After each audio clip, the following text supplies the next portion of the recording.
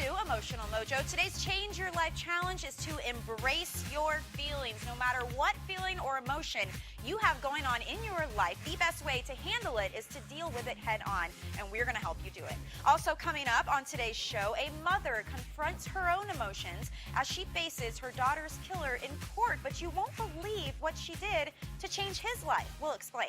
And Life with LaToya returns for season 2, and we had the chance to talk with Miss Jackson herself and get the inside dish on her life, love, and how therapy has changed her for the better. Plus, a new blanket promises to keep kids safe in the event of a school shooting, but with a hefty price tag attached. Is the Bodyguard blanket a realistic option to protect your kids? We'll discuss. Emotional Mojo starts right now.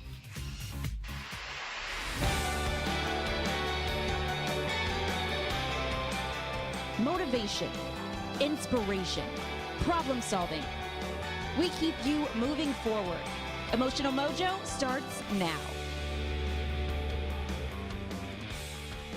Hey there, and welcome to Emotional Mojo. I'm your host, Michelle Yarn, and joining us today is our guest host, licensed mental health counselor and nationally certified counselor, M. Clark Canine.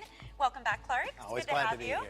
Also joining us today is registered dietitian and certified personal trainer, Carissa Beelert. Hey, Carissa. Good morning, Michelle. You know, here at Emotional Mojo, our goal is to help you reach your full potential and be the best you possible. And we do that every day by giving you our daily challenge. So in the next hour, we want you to change at least one thing that will change your life for the better. We can give you the tools, but only you can take the first step.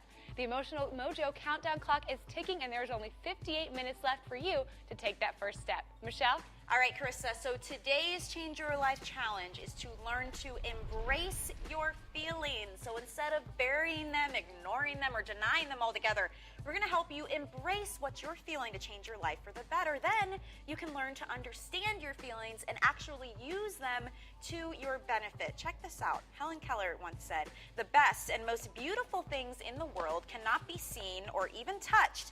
They must be felt with the heart." And we're going to take that to heart today and encourage everybody to feel their feelings. I know it sounds silly, but Clark, Yes. you say our emotions are like a tool, and you've got some tips for us to learn how to embrace our feelings. Absolutely. Thinking of your emotions as a toolkit that can be used to lead your life in a positive direction is a great way of thinking. Whether about they're it. positive or negative. And I know you Absolutely. say the first thing you have to do is own it. Own your emotions. What does that mean? Well, there's this huge myth that emotions are this thing that's out there. Listen, people, you made me feel mad. This situation made me sad.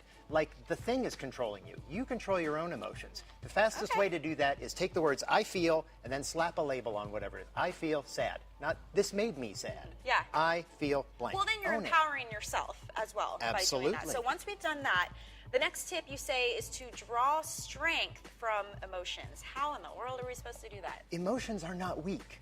There's a perception that, well, if I have feelings, that Yeah, means I something's think wrong and I'm definitely weak. that's true. Especially for guys. Yeah. So think of it as a toolkit. Okay. It's like, this is here for a reason, and if I use it, I'm going to get something done. You can draw strength from having these emotions. And to do that, you have to do the next step, which is to take control. Take control of them. Who? Well, from your fear, frankly. You have emotions about your emotions.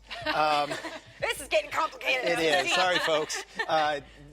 People are afraid to embrace their emotions because they'll take over.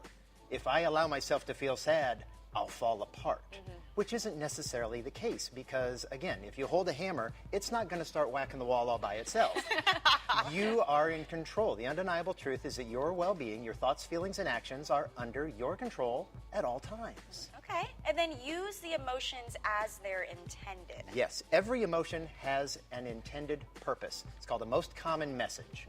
And once you recognize that message that the emotion's trying to tell you and use it in a progressive manner, you don't need the tool anymore. And guess what happens to the feeling? It goes away. Do you have any examples of that? I hate to put you on the spot, but Sure. it's kind of abstract. Yeah. You know? Well, the most common message, for instance, of anger is that a self-set standard has not been met. Okay. Something that you think is supposed to be didn't happen. Okay, So totally. if you expect your date to be on time and they're late, you're going to feel mad.